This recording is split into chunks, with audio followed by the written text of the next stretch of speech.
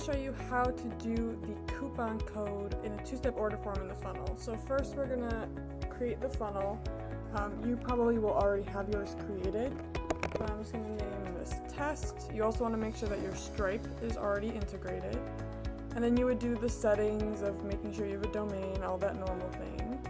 And then we're going to add a step, and this is going to be the payment page. And create it. Then we're going to go under products, and we're going to add one product, and this is going to be your product, so whatever it may be.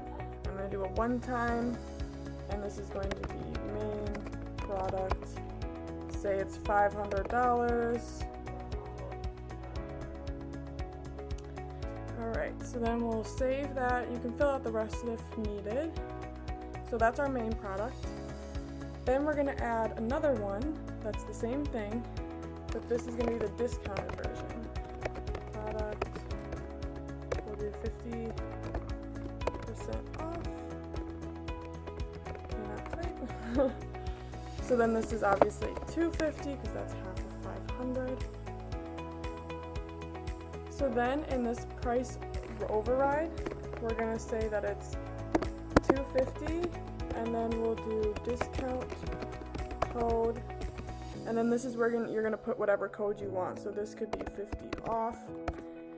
The HTML that I'll give is just going to look for the word code, and then anything after it is what the code is going to be. So then we can save it, and then go back into our page and edit. And then you'll want to make sure you have a two-step order form. I'm not going to make this all fancy just for the sake of an example. So then we have our two-step order form. I'm going to turn off all these extra little fields here to make it quicker.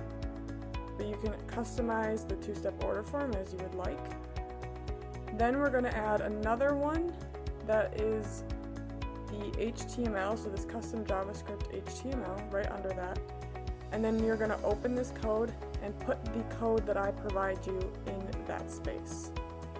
So we will paste that in here and save it.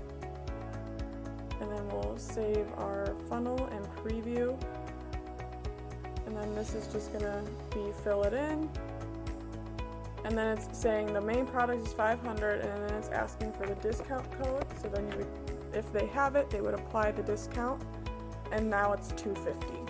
So that's how the discount code works until we get it as a permanent feature within the software.